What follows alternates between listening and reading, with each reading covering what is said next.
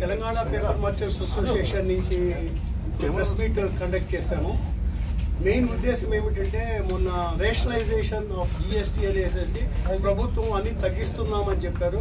కానీ మా paper ప్రోడక్ట్స్లో rates పెంచారు. యాక్చువల్గా నార్మల్ పబ్లిక్కి యూజ్ చేసే పిల్లలకి అందరికి కూడా పేపర్ రేట్లు పెరగబోతున్నాయి 22వ తారీఖు నుంచి. తర్వాత మనకి జిఎస్టీ అని పెట్టారు, సువిధగా సరళతరం చేయాలా ట్యాక్స్ స్ట్రక్చర్ అని పెట్టారు. కానీ ఇప్పుడు మా పేపర్లో 4802లో 4 ట్యాక్స్ స్ట్రక్చర్ ఉంది.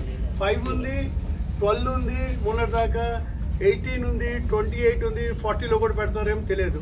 అలాంటి కన్ఫ్యూజన్ పరిస్థితుల్లో ఒకటే ప్రోడక్ట్ని 4-5 ఐటమ్లు పెట్టడం వల్ల చాలా ప్రాబ్లం వస్తుంది.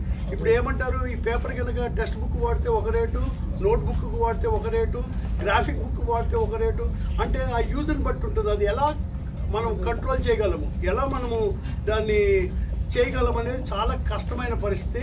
ట్రేడర్స్కైనా పేపర్ మిల్స్కైనా ఎవరికైనా సరే అది చాలా కష్టము.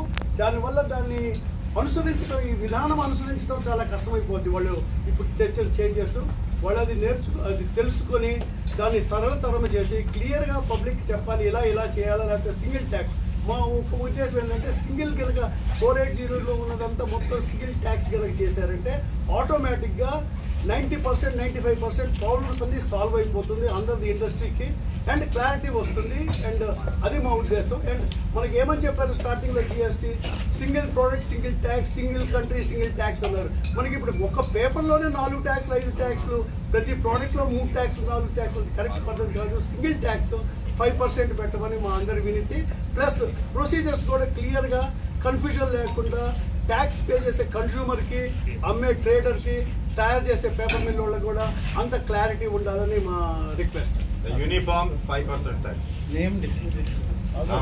ఇదంతా తెలంగాణ పేపర్ మర్చెంట్స్ అసోసియేషన్ తరఫున మేమందరం మెంబర్స్.